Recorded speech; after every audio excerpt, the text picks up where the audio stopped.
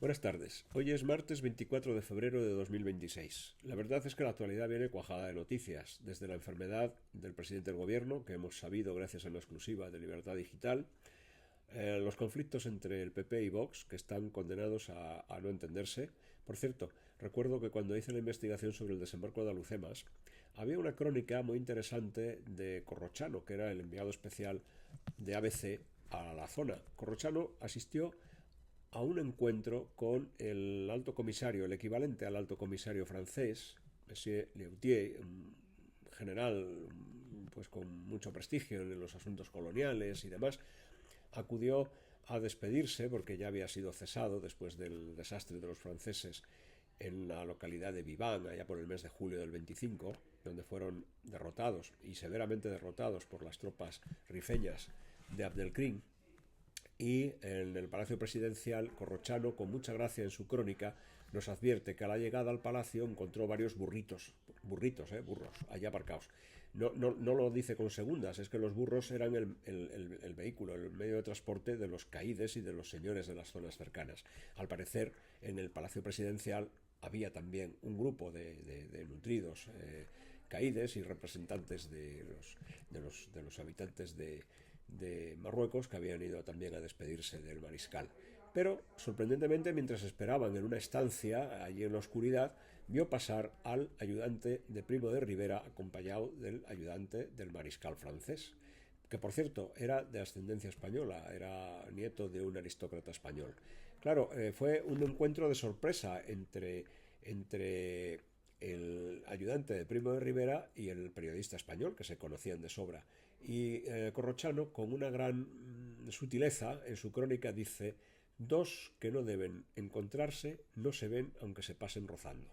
Bueno, pues yo creo que eso es un poco lo que les pasa a Santiago Abascal y a Feijóo. Las diferencias entre Vox y el PP son tan evidentes, que les lleva a no encontrarse aunque se pasen rozando. El problema es que quien sufre esos desencuentros es un sector de la sociedad española que apuesta por un entendimiento entre los dos grupos políticos y que a buen seguro le gustaría que llegasen a acuerdos concretos para poder arrebatar poder al Partido Socialista Obrero Español. Respecto a lo de Sánchez, estoy a favor de las tesis que he oído esta mañana en la tertulia de Es Radio sobre que habría que plantearse una pregunta: si sería necesario hacer público el estado de salud de los candidatos a la gobernación de España y de las altas jerarquías de la nación, entre otras cosas para evitarse sorpresas que puedan devenir. Es obvio que Sánchez tiene un problema, bueno, tiene muchos problemas, pero de salud parece evidente que tiene un problema. Al principio, cuando aparecía públicamente en las televisiones o veíamos alguna intervención, le veíamos demacrado, con un exceso de maquillaje, y maquillaje, bueno, a paletadas, ¿no? Luego descubrimos, desde hace 2 días, descubrimos que está siendo tratado de una cardiopatía en un hospital de Madrid por uno de los especialistas de más renombre en esa especialidad. Pero voy a dejar un poquito esto de lado. Yo estaba preparando otro asunto que me parece tremendamente interesante, que es el Tribunal de Espionaje, Alta Traición y Derrotismo que existió durante la Segunda República Española. Se tiene por dicho, y en algunos casos ha calado, en ciertas capas de la población española ha calado, que los malos estaban en un bando y los buenos estaban en el otro. Bueno, pues la República, la Segunda República, ese paraíso democrático al que muchos se acogen para defender lo que es indefendible, también tuvo sus órganos de represión y no fueron fáciles. El Tribunal de Espionaje, Alta Traición y Derrotismo, yo me atrevería a decir que este último concepto, el de derrotismo, es el más difícil de encuadrar, porque espionaje y alta traición, evidentemente por deducción. Pero derrotismo, dice el diccionario de la Real Academia, viene a decir más o menos, que es mostrar una voluntad poco afectiva hacia o convincente hacia las capacidades del ejército que te está representando. Es decir, un soldado que vaya pensando que no va a ganar. Claro, en el año 37 se funda este tribunal. Ya en el año 37 la guerra está empezando ya a decantarse a favor de los nacionales. Va a durar más de lo que en principio debería haber durado, pero las cosas fueron así. En el año 38 tengo aquí delante de mí unos datos de una causa contra un soldado nacido en Almería, en una localidad de Almería, que se llamaba Ángel López Jiménez, natural de Lúcar, Almería. Este soldado servía en la 99 Brigada Mixta, 394 Batallón, segunda compañía, y su delito fue que al oír el parte oficial de guerra, el día 2 de agosto del año 38, expresó sus dudas en lo referente a la buena marcha de la contienda. Es decir, como él estaba y sabía de qué iba aquello, pues claro, se puso en duda de lo que le estaban diciendo por la radio, porque por la radio lo que había era una propaganda desmedida. Y estaba hablando de las operaciones, la radio estaba hablando de las operaciones que se estaban llevando a cabo en Levante, donde ya estaba, por cierto, el gobierno, en Valencia. Ángel López Jiménez, como tantos otros españoles, estaba ajeno a los partidos políticos. Él no había pertenecido a ningún partido, ningún sindicato u organización antifascista, porque dice que en su pueblo que no las había. Era de profesión agricultor, es decir, un españolito de a pie sacado de ahí al que le movilizaron por la Quinta y le tocó en el ejército republicano. En la sentencia, en la instrucción se habla de la frase. La frase fue más o menos cuando yo el parte dijo: a mí estos no me la dan con caramelos como a los niños, algo así. Pero algún espía político le oyó y le denunció. Bueno, la denuncia de una frase que no tiene mayor trascendencia prácticamente, pues empezó a engrosar un problema. Se instruyeron unas diligencias, las diligencias dieron paso a un sumario, se llevó a Madrid a un tribunal especial. Y el tribunal, pues bueno, allí entre dimes y diretes, interrogatorios, declaraciones, nuevos interrogatorios, el fiscal que rechaza la causa y vuelve a ordenar nuevas diligencias. Total, esto ocurre en agosto y en octubre se dicta la sentencia. Bueno, todo esto ocurrió en la localidad madrileña de Moralzarzal, a pies de la Sierra de Guadarrama, donde estaba acantonada esa compañía. Un lugar importante además para las tropas republicanas por los sucesos que tuvieron lugar en las inmediaciones de Madrid.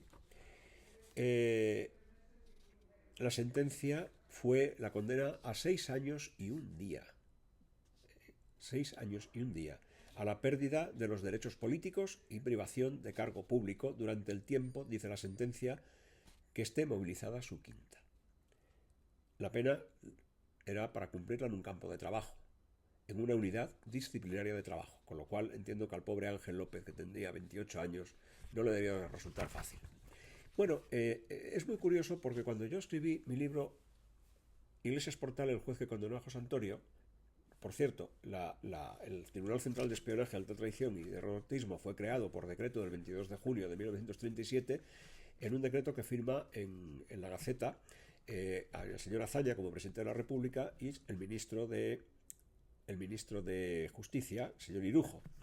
El primer presidente que se designó para dirigir este tribunal fue el magistrado Vidal Gil Tirado, un magistrado con amplia experiencia en el campo jurídico y bueno, y con bastante buena hoja de servicios, a pesar de otras cosas que hoy no conviene decir aquí, porque no vienen al caso.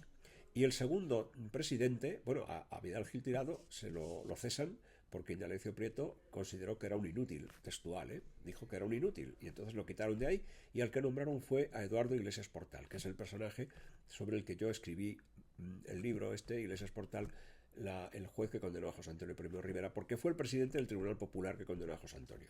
Iglesias Portal no era un inútil, era un juez, era un magistrado de amplia trayectoria jurídica y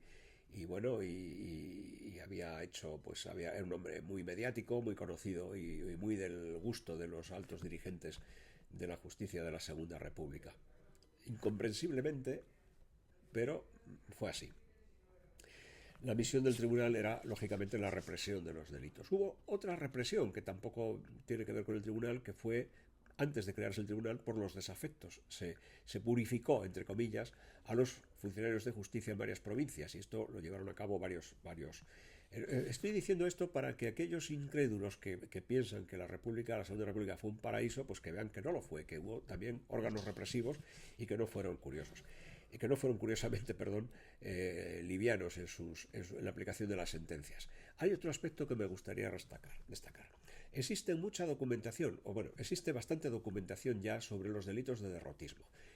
Hay una tesis doctoral que ya otro día referiré, citando a sus autores, porque es lo que procede, y hay muchos casos curiosos de mujeres, sobre todo mujeres, hay más mujeres encausadas por el Tribunal de Espionaje, Alta Traición y Derrotismo que hombres. Y, curiosamente, estas mujeres muchas veces son por causas ridículas. Pues una señora manifiesta que no tiene para darle de comer a sus hijos. Eso no se puede consentir en la Segunda República. ¿Cómo alguien va a decir que no tiene para darle de comer a sus hijos en la Segunda República? ¿Cómo alguien en la Unión Soviética va a decir que las cifras que se daban en los años 70 sobre la cosecha del trigo eran falsas, estaban infladas? ¿Cómo iban a decir eso? Eso es insultar a todo el aparato.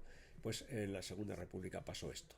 Bien, aquí lo dejo. Volveré sobre este asunto porque es muy interesante y volveremos a hablar con nombres y apellidos de causas, encausados y otros asuntos relacionados con la represión de los españoles que vivieron bajo el amparo de la Segunda República hasta que todo acabó aquel día en que se hizo público aquel parte firmado por el Generalísimo en el que se daba fin a la Guerra Civil.